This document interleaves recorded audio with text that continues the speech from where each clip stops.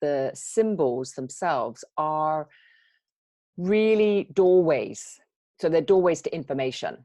So in Reiki 2, we talk about the morphic fields, and we talk about symbols as being very powerful logos. So they're really packed with information, and those informations fields make up a kind of morphic field. And the morphic field allows whoever steps into that energy access to all the information that is available. And all that information has been built up and set by a sui, but then built on as we go. I think one of the key themes that I'm trying to really express is that Reiki is evolving. And this has really been my experience of it. And I think that anybody who's been doing Reiki for many years kind of agrees. But again, this is another question. Do you agree with this as well, in terms of, is Reiki a process in evolution, or is it some kind of stuck and static thing that we kind of step into and out of? So my feeling is that if it is evolving, then the morphic fields and the symbols themselves are also evolving.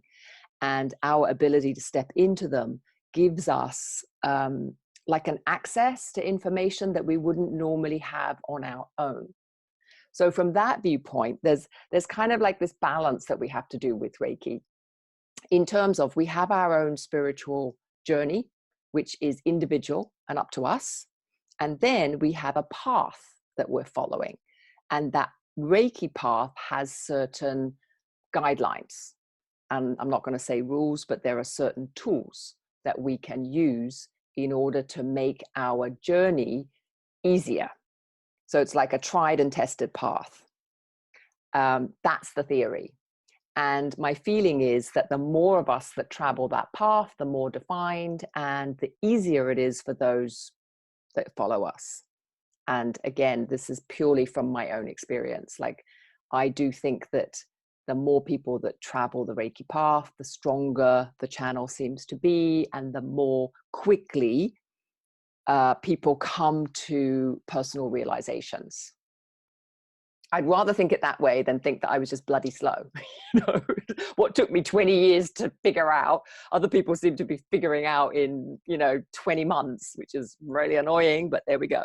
So my feeling is that this is part of the opening, part of the invitation of Reiki. Whereas before, in Usui's time, in the 1920s, there was kind of thousands of people practicing Reiki, but really only thousands. Whereas now we've literally got, the latest estimate is 5 million people on this planet. And personally, I think that is a very, what's the word? Like a very low down estimate. I think it's more. And if you think about it in those kind of terms, there's millions of us now treading this path, which makes it a very, very interesting place to be, because it really does allow us to use these tools. And if you think about 5 million people using the empowerment tool, then it's a lot more than just a couple of thousand of people using it.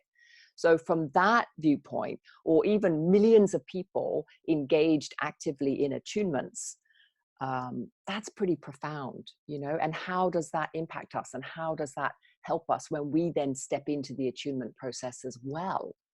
And for many of you, one of my big hobby horses is group work. This is why many of you are here, in terms of to get the benefits of more than just you and your practice. So, there's like 7 of us on the call, and then there's going to be another group of us that kind of come in and out of this energy. And that already makes it a lot more powerful than we could do it ourselves.